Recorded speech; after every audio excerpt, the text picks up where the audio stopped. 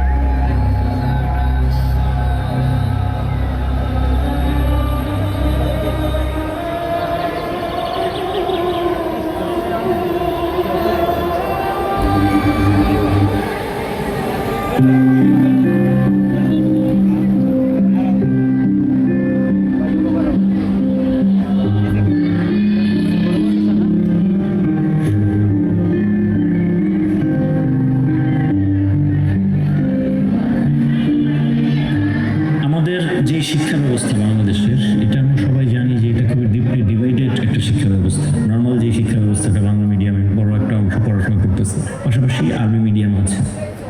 তো এই যে কওমি মাদ্রাসা, আলিয়া মাদ্রাসা এবং এই যে আমরা জেনারেল যেটা বলতেছি, এই যে আমাদের যে ডিভাইডেড শিক্ষা ব্যবস্থা, এগুলোরই বাই প্রোডাক্ট আসলে। কওমি মাদ্রাসা তো একদম সরকার থেকে সম্পূর্ণ বিপরীতে গিয়ে মানুষের টাকা পয়সা নিয়ে মানুষের কাছে জবাবদিহিতার জায়গা থেকে মাদ্রাসাগুলো গড়ে ওঠে আর কি। এবং এর পেছনে একটা বড় কারণ ছিল হচ্ছে ইসলামকে রক্ষা।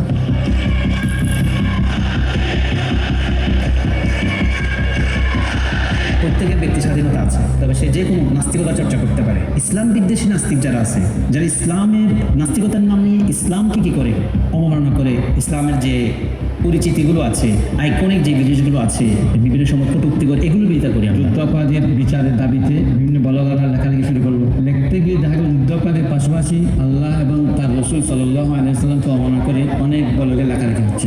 বিচার হতে পারে অপরাধী হলে, কিন্তু বিচারের নামে এখানে আল্লাহ রসুল নাম আসবে কেন, সাহাবা এখানে আসবে কেন, বুঝতে না, এটা যাচ্ছে অন্যদিকে। আমাদের দাবি ছিল আমরা বাংলাদেশের যতগুলো ধর্ম আছে, যতগুলো ধর্মীয় জনগোষ্ঠী আছে, প্রত্যেকের আমরা সুরক্ষা চাচ্ছি। কেউ যেন কারো ধর্ম নিয়ে অবমাননা করতে না পারে। 5 মে 2013 ধর্মীয় বিষয়ে 13 দফা দাবিতে শাপলা চত্বরে হেফাজতে ইসলামের লং মার্চ ও সমাবেশ কর্মসূচি। আসলে আমরা যে শাপলা চত্বরে অবস্থান নিয়েছিলাম, এটা আমাদের নাগরিক অধিকার ছিল।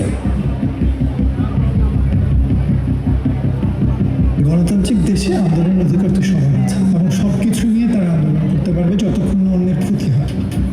গোলাপশাহ মাজার পর্যন্ত আসছি গুলিস্তান, তখন দেখলাম যে গোলাপশাহ মাজারের দক্ষিণ পাশে অর্থাৎ বাইতুল মোকাররমের দক্ষিণ গেটে বই পুস্তকের দোকানগুলোতে আগুন লাগাই দেওয়া হয়েছে, মারানো হচ্ছে। আমাদের প্রত্যেকের অনেকের তখন জুজদান সহ কোরআন ছিল আমাদের মুখে। সোজাসুজি ডানে বামে বড় বড় ব্যাংক ইত্যাদি বড় বড় সাইনবোর্ড, একটা লাইট আছে, সাইনবোর্ডের লাইটটা বন্ধ হয়ে পূর্ণ একটা খবর অন্ধকার হয়ে গেছে। রাত্রেবেলা বাতি নিভিয়ে কোন সরকার তার নাগরিকের উপর চালাইতে পারে? যখন চতুর্দিকে হামলা, তখন ওই মুহূর্তে আমাদের স্টেজের সামনে হাসপাতাল আসছিল।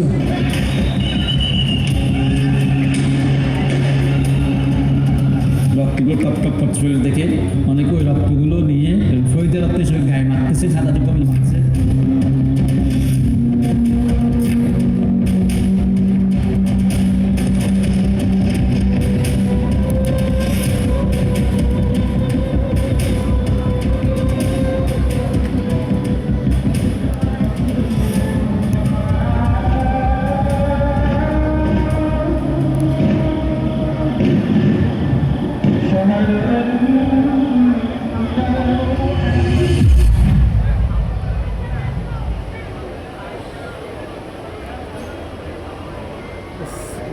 রাষ্ট্রযন্ত্র কীভাবে জঙ্গি ফ্রেমিং করে আমাদের কাছে উপস্থাপন করেছে সেই সব ইতিহাসও আমাদের জানা। এই যে জনগণের উপরে যে নির্মম হত্যাযজ্ঞ এবং এই যজ্ঞের মাধ্যমেই কিন্তু শেখ হাসিনা পরবর্তীতে তার পলিটিক্যাল অপোনেন্টদেরকে একেবারে হোলসেল দমন করার যে লাইসেন্স এটা কিন্তু সে পেয়ে যায়। শেষ পর্যন্ত আমরা যে চিত্রটা দেখি, হেফাজতকে একটা স্টেটমেন্ট পর্যন্ত 6 তারিখে দিতে দেওয়া হয়নি। পরবর্তী যে সময়টা, সেই সময় আমরা আমাদের উস্তাদদের প্রতি প্রচণ্ড আস্থাহীনতায় ভুগেছি। আমাদের যারা শাহাদাত বরণ করেছে তাদের হিসাবেই আমরা খুঁজে পাইনি একটা দীর্ঘ সময়।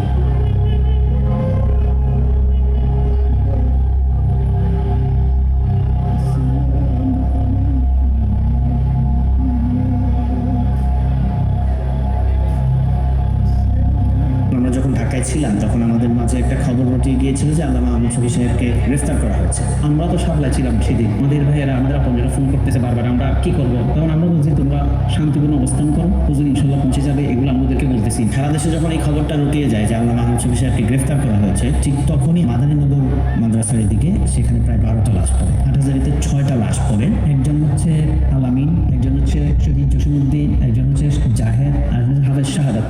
শাহাদাত গুলি খাওয়ার পর নাকি এখানে হাটাদার মাথার সামনে যে খুঁটি ছিল ওইখানে নাকি গুলিবিদ্ধ হয়েছে, ওখান থেকে হাটাদার মেডিকেলে নিয়েছে, ওখানে চিকিৎসা দেয়নি। আমি হাফেজের বাদ পেতে পারছি, হাফেজদের মাথা থেকে মতো টুল পারাবে, এগুলো বয়ান আমি শুনতাম। ফেলে নিয়ে যে মাথায় পারাবো হালাম হবে, এটা আশা ছিল না আমার।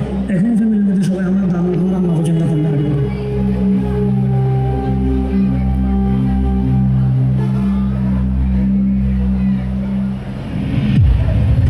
2013 সালে শাপলা চত্বর হত্যাকাণ্ডের পর যে বাস্তবতার ভেতর দিয়ে আমরা গিয়েছি, তখন আসলে তালিকা তৈরি করার মতো কোনো অবস্থায় ছিল না।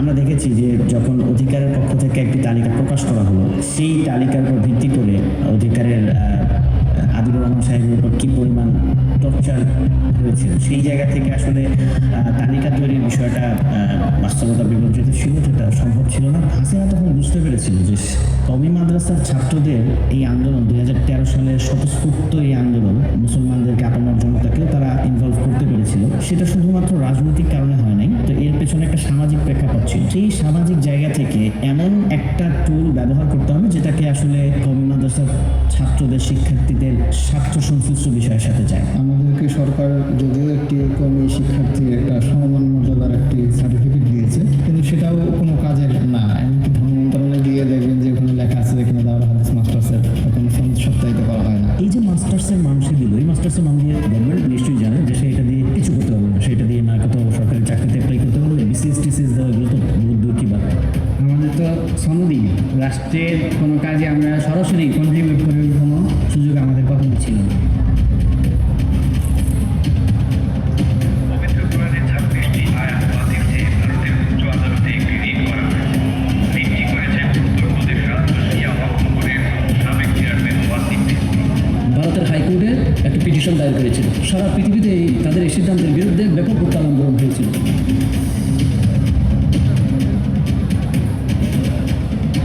Prime Minister Sheikh Hasina welcomed Indian leader. Saying Pakistan's fortunes have grown, human rights have deteriorated. 2021 সালে যে আন্দোলনটা ছিল সেটা মূলত মোদী বিরোধী আন্দোলন নামে পরিচিত।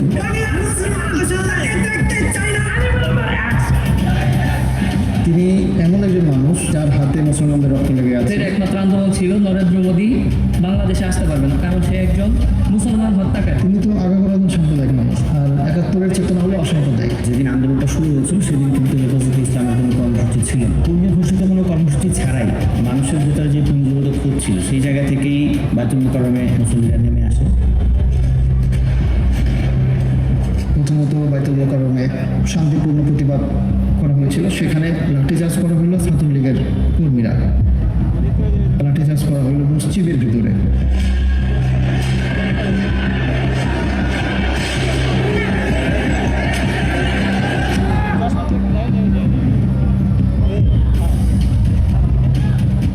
মোদী বিরোধী আন্দোলনকে কেন্দ্র করে ধর্মীয় গোষ্ঠী রাস্তায় নেমেছে এবং এর দায়ভার ধর্মীয় সংগঠনগুলোর উপর গেছে, এবং এই যে এতগুলো লাশ পড়লো, এর কোনো জবাবদিহিতা, কোনো বিচার এবং পুরো বিষয়টা কোনো আইনি প্রক্রিয়ার মধ্যে নেয়ার মতো কোনো অবস্থার ভিতর দিয়ে আমরা আগামী কয়েকটা বছর যাইনি, এবং এর মধ্যে দিয়েই তো আমরা দেখলাম যে 24-এর গণঅভ্যুত্থানের মতো পরিস্থিতি তৈরি হয়ে গেল।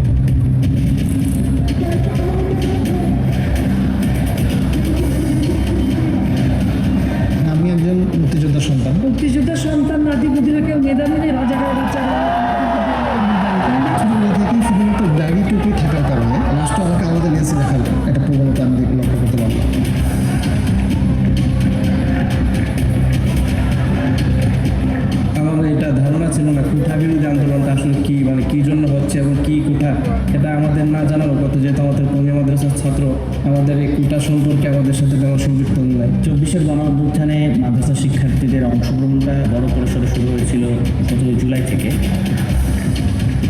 প্রত্যেক যুগেই আপনারা দেখবেন যে আলেম ওলামারা এই লাইনে যারা ছিল এবং কারোর উপর জুলুম হয় তারা আর কখনো ঘরে বসে থাকে না। কওমি আন্দোলনরা তারা এরকম একটা সাপোর্ট যে তারা মাঠে নামলে কোনো কিছুকে ছাড় দেয় না। কওমি মাদ্রাসার শিক্ষার্থীরা যেরকম আন্দোলন অংশগ্রহণ করে, আমাদের আলিয়া মাদ্রাসা থেকেও সেরকমভাবে অংশগ্রহণ করা হয়, কিন্তু সেটা হাইলাইট করা যায় না এই কারণে যেহেতু আমরা সরকারের ধারস্থ বা সরকার কেন্দ্রিক আমাদের প্রতিষ্ঠানগুলো। মাদ্রাসার শিক্ষার্থীরা 2024 সালে তারা একান্তই নামছে তার নিজের ভাইয়ের রক্তের হিসাব নিতে।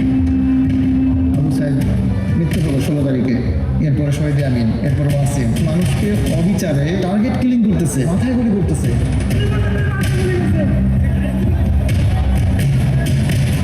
শহীদের সংখ্যা বাড়তেই থাকলো এবং শহীদের সংখ্যা বাড়তে বাড়তে বাড়তে সেটা গণহত্যায় রূপান্তরিত হলো। তখন আমরা মনে করছি যে এটা কোটা আন্দোলনের সীমাবদ্ধ নয়, এটা একটা জুলুম ভার্সেস মজলুমের একটা যুদ্ধের পর্যায়ে চলে গেছে। এইভাবে আমি মাদ্রাসায় করে থাকলে হবে না, এই ছাত্রদের পাশে দাঁড়ানো দরকার এবং তাদেরকে সহযোগিতা করা দরকার। কিন্তু আমার এটা একটা চিন্তা বা ধারা ছিল সবসময় যে হয়তো একটা সময় আমরা যদি এইভাবে সকলেই নামি, আমাদের ছাত্ররা নামতেছে, স্কুল কলেজের ছাত্ররা নামতেছে, সাধারণ মানুষ নামতেছে, তাহলে হয়তো একটা সময় আমাদের দাবিগুলো, সাধারণ ছাত্র জনতার দাবিগুলো মেনে নেবে আর মানবে না। হঠাৎ করে আমার হাতে যেন কেমন কোন জায়গা থেকে কীভাবে আমি বুঝতে পারলাম না, আমার হাতে একটা বুলেট লেগে গেল। আমার হাতে হঠাৎ করে কীভাবে যে গুলিটা লাগলো আমার মনে হয়েছে যে কেউ খুব দিয়ে আমার হাতটা ফেলে দিয়েছে। এই অবস্থায় দেখতেছি যে ছাত্রলীগের প্রায় 50-60 জন আছে, হাসপাতালের উপর আক্রমণ করছে। তো এই সময় ডাক্তার নার্সরা যে ভূমিকাটা পালন করছে, আসলে এই আন্দোলনে প্রত্যেকের ভূমিকা ছিল। ওনারা যে কাজটা করছেন এটা দেখার পর আমার সেই সময় আমি দেখতেছি আর চোখে পানি পড়তেছিল যে ডাক্তাররা, কিছু ডাক্তার আরও নার্স যারা ছিল তারা হাঁটু গেড়ে বসে তাদের কাছে বাদ চাচ্ছে, এদেরকে আর মাইরেন না, এদেরকে ছেড়ে দেন, এরা মরা, এরকম ভাবে মাপ চাচ্ছে ওরা। আমি তখন বলতেছি যে আসলে ওরা মানে এই সময়টার কথা আমি বলতে পারি না আসলে এরা কতটুকু মানে জালিম হলে তারা এই কাজগুলো করতে পারে, কতটুকু মানে তাদের সাথে আমাদের বিরোধিতাটা কী ছিল, আমরা তাদেরকে কি ক্ষতি করছিলাম। সবচাইতে ধ্বংসযোগ্য মানুষের উপর নিপীড়ন যেটা হয়েছিল 4 তারিখ এবং 5 তারিখ। মাদ্রাসা শিক্ষার্থীদের আসলে কি পরিমাণ অংশগ্রহণ ছিল? প্রায় 102 জন আলেম শিক্ষার্থী, মাদ্রাসা শিক্ষার্থী এই জুলাই গণঅভ্যুত্থানে শহীদ হয়েছে। সাদা আলখাল্লা পরা ব্যক্তি যাকে পেটানোর পর গুলি করা হয় তার নাম খুবাইব আহমেদ। পরিবারের তথ্য মতে তার বয়স 24, তিনি মাদ্রাসার ছাত্র। আমার নাম খুবাইব রাখছেন। হযরত খুবাইব তো শহীদ হয়েছে, বুখারী শরীফের রওয়ায়া। তার নাম আমাকে দোয়া করে, মাতা তো কবুর আল্লাহ নিয়ে আমার শহীদ করে। মোহাম্মদ শহীদ আরাফাত, তার বড় ভাই আমি হাসান আলী। সে একজন মাদ্রাসার স্টুডেন্ট ছিল। আমরা 2 ভাই 1 বোন। আমার বাবা এই রিক্সা চালিয়ে তাদের সম্পূর্ণ ফ্যামিলি খরচ অনেক পরিপূর্ণ হয়ে উঠত না। সেই ক্ষেত্রে তার জীবনটা খুব কষ্টেই কেটেছে। তার ইচ্ছা ছিল সেই কষ্ট থেকে সে বেরিয়ে সে বড় কিছু হবে। তো যখন পদত্যাগের ঘোষণাটা আসে তখন সে আন্দোলন করে মানে থানার সামনে থেকে আসতেছিল, এমন তো অবস্থায় তাকে টার্গেট করে তার পেটের নিচে এখানে গুলি করা হয়। কর্মীরা আমরা নিয়ে যাই খুব দ্রুত। সে তখন বলতেছিল যে আম্মু আমি তো মনে হয় আর বাঁচবো না, ও মারা যায়। তার 2 দিন আগে আমার সাথে ছিলাম, তখন সে কষ্টে এই কথা বলতেছিল যে ভাইয়া আমার আর ভালো লাগতেছে না, আমার যদি হায়াত থাকে তাহলে যেন আল্লাহ সুস্থ করে দেয়, আর না হলে যেন আল্লাহ আমাকে নিয়ে যায়। মানে এত কষ্ট পাচ্ছিল সে। এবং সে তার 2 দিন পরে সে আবার হচ্ছে লাইফ সাপোর্টে নিয়ে যায় তাকে। তার কিছুদিন পরে মারা যায়।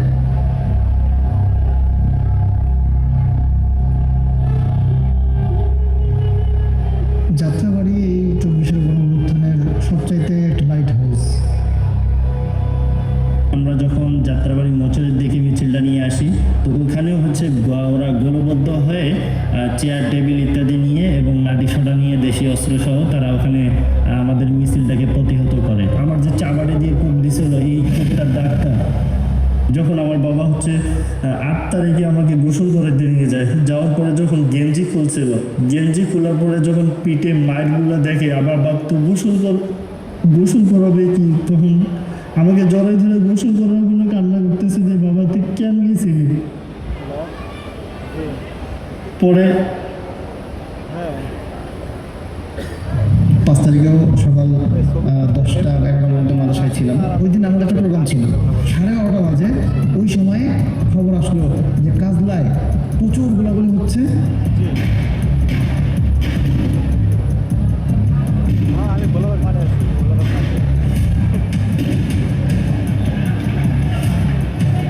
আমাদের জাতীয় মাদ্রাসার শিক্ষার্থী 3 জন তারা মানে শহীদ হয়েছে। একজন শিক্ষার্থী মাসুদুর রহমান, সে আসলে হলো একটা রক্তমাখা বিশাল একটা জুব্বা নিয়ে যাত্রাবাড়িতে আগুনে একদম কালো ধোঁয়ায় তখনই সংবাদ আমরা পাই যে শেখ হাসিনা অলমোস্ট গন।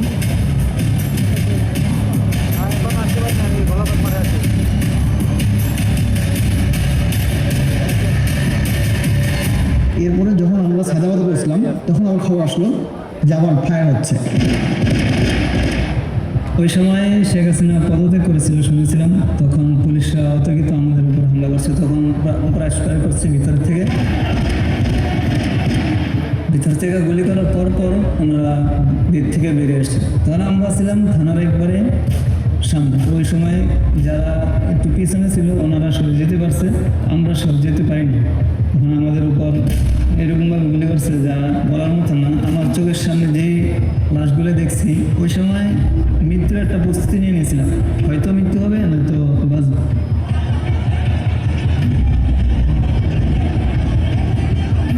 ওই সময় যদি ছাত্র আন্দোলনে যেসব মাদ্রাসা ছাত্ররা শহীদ হয়েছে, সেই শহীদ পরিবারের সঙ্গে কথা বলতে গেলে, যাদের রংবহন হয়েছে এদের সঙ্গে কথা বলতে গেলে একটা জিনিস খেয়াল করছি যে অন্যান্য যে সমস্ত ভিকটিম পরিবার তাদের থেকে মেন্টালি স্ট্রং। কারো কাছে গিয়ে মাথা মতো করা, কারো সামনে কান্নাকাটি করা, চোখের পানি দেখানো, এই জিনিসটা মাদ্রাসা শিক্ষার্থীদের মধ্যে নাই। 5ই আগস্টের পর যখন আমরা দেখলাম যে আইনশৃঙ্খলা পরিস্থিতির খুব অবনতি এবং বিভিন্ন জায়গায় ডাকাতির ঘটনা ঘটছে, তখন পুলিশ শ্রেণী রাষ্ট্রটার মধ্যে মন্দির পাহারার মতো কাজ কিন্তু মাদ্রাসার ছাত্ররা করেছিল।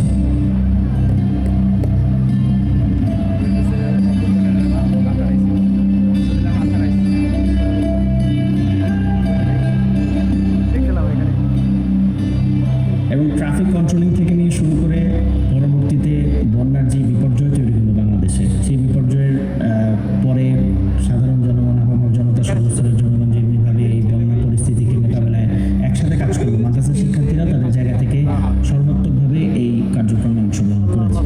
জুলাই আগস্টের আন্দোলনকে দেয়ালে দেয়ালে ধারণ করে রাখতে শিক্ষার্থীরা যেভাবে তাদের ভাষাগুলো লিখে রাখছিল, এই জায়গা থেকেও কিন্তু মাদ্রাসা শিক্ষার্থীরা পিছিয়ে ছিল না। তারা কিন্তু তাদের মতো করে তাদের যে ক্যালিগ্রাফিক দক্ষতা সেটাকে কিন্তু গ্রাফিতির ভাষায় বিভিন্ন দেয়ালে অঙ্কন করে রাখছিল। আমাদের সমাজে যে একটা ট্যাবু ছিল যে মাদ্রাসা শিক্ষার্থীরা রং তুলির সাথে কোনো সম্পর্ক রাখে না, সেই ট্যাবুকেও কিন্তু 5ই আগস্টের পর শিক্ষার্থীরা ভেঙে দিয়েছে এবং তারাও যে মূলধারায় বিপ্লবের ভাষা তাদের মতো করে লিখতে জানে, তারা কিন্তু সেটা প্রমাণ করে দেখিয়েছে। শাহবাগের সাপোয়ার বাইনারি ভেঙে যাওয়া এবং এটার প্রেক্ষিতেই কিন্তু জুলাই অভ্যুত্থানটা সফল হয়েছে। কেউ আলাদাভাবে কোশ্চেন তুলে নেই যে কে হেফাজতপন্থী, কে শাহবাগপন্থী।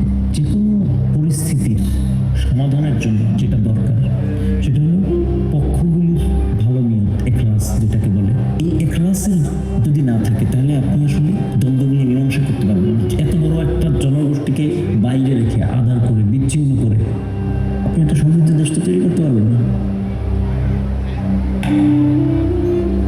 সাদা জুব্বা পরিহিত শুভ্র সফেদ নিষ্পাপ মাদ্রাসা শিক্ষার্থীরা, তালবে ইলমরা 2013 সালে, 2021 সালে এবং 2024 সালে গণ-অভ্যুত্থানে তাদের যে সাদা জুব্বা রক্তে রঞ্জিত করার মাধ্যমে, লাল করার মাধ্যমে আমাদেরকে এই বার্তাটাই দিয়েছে যে শহীদদের কাতারে সবাই সমান।